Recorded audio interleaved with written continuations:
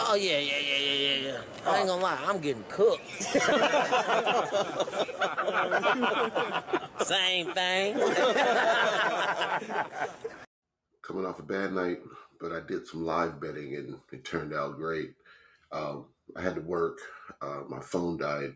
But before that, as I was checking the scores, I saw that I was on the right track with the over on the Boston game, but the Pelicans game is going under already. So what I did was I straight bet both and I parlayed both.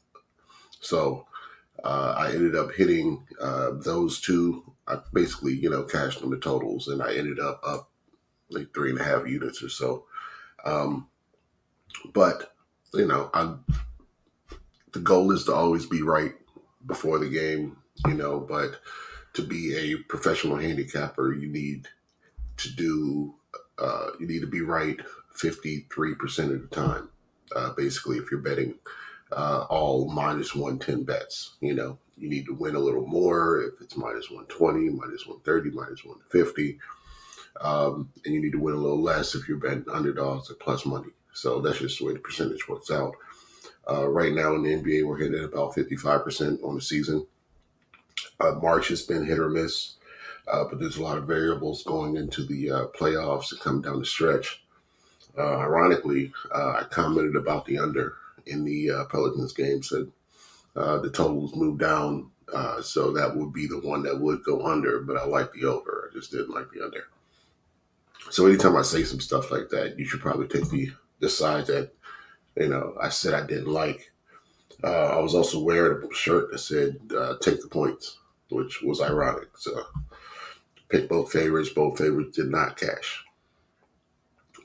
So, you live and you learn. We still had a good day in our bankroll, which is the point, is always have more money than you had yesterday. But I want to be right for you guys as well. So, we're going to work on that. A couple games I want to talk about today on this big Friday slate. Let's go ahead and get into it.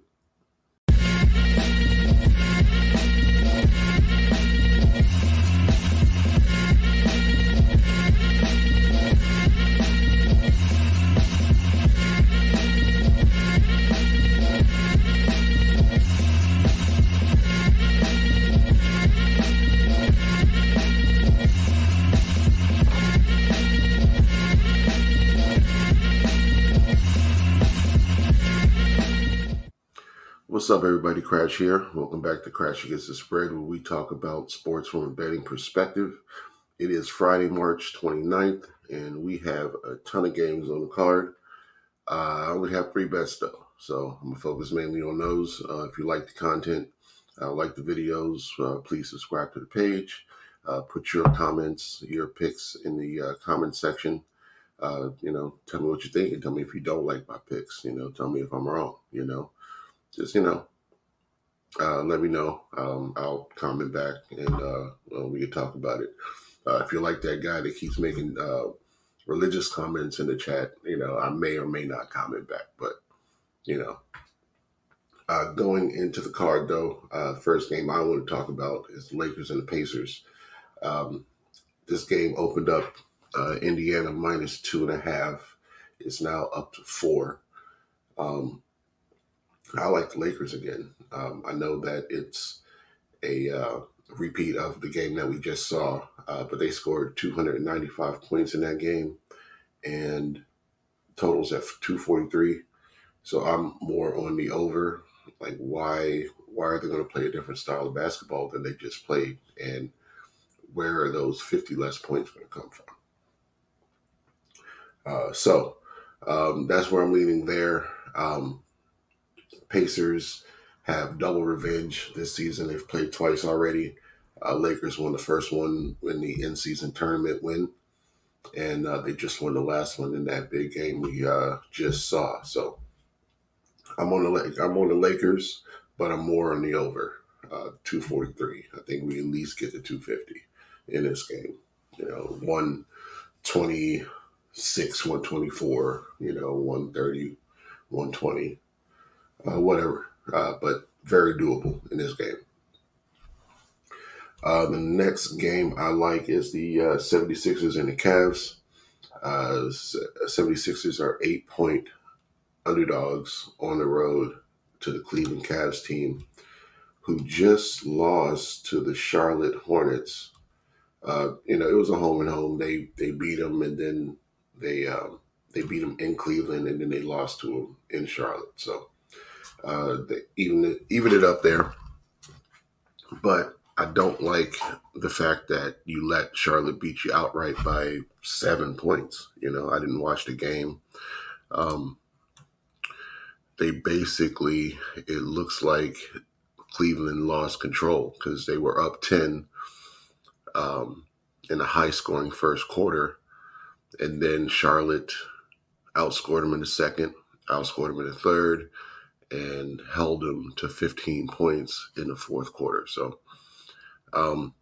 Charlotte just wanted that game more, but that doesn't really bode well for the Sixers team, which is head and shoulders better than the Charlotte Hornets. So you're going to give me 8 points. I'm going to take the points like I should have did yesterday.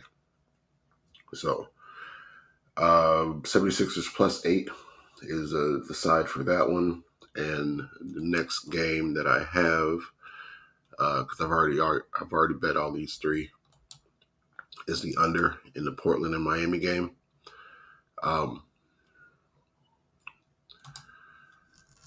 Portland or Miami is 14-point home favorites, and that's not necessarily the spot that we like to back Miami. Miami against the spread at home this year is 13-22, and we're talking about a big spread today. In the last 10 games, they're 4-6 against the spread, 4-6 straight up. We are talking about Portland. Portland on the season is 19-54 straight up, 8-27 on the road. Against the spread, though, they're 34-38-1, 18-17 against the spread on the road. So not terrible.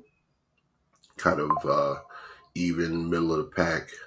They are 1-9 straight up in their last 10 games, 4-5-1 in their last 10 games against the spread. I think they got a shot to cover this number. Miami doesn't often blow out teams. We'll look at the injury report. Duncan Robinson's still out. Caleb Martin, Jaquez, and Love, and Butler are all probable. But all of them are on the report. Hero's still out. Richardson's still out. So on the Portland side, I see starting is Murray, Henderson, and I don't really recognize these other names. But on the injury report, we have Simons, Kamara, Ayton, Thibault, Grant, Sharp, Brogdon, Williams. These are most of their starters. If Ayton plays, I definitely like the plus 14. But he has missed their previous 4 games with elbow tendonitis. Anthony Simons out. Yeah. If the Heat don't win this game, that's more telling on their mindset going into the playoffs. But they should definitely win the game. But will they cover the spread? I'm not sure. But I like the under 209 in this game. So those are going to be the 3 picks that I'm rolling with today.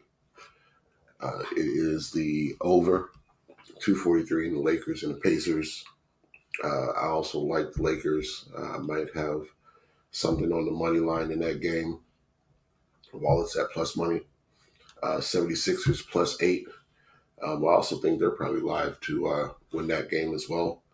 And the under 209 in the Miami and Portland game. So those are going to be my 3 picks. Lock those in. Let's get this money, and we'll be back tomorrow to talk more basketball. Well, back in the 70s and 80s, I wish I'd have had an interpreter. I'd be scot-free.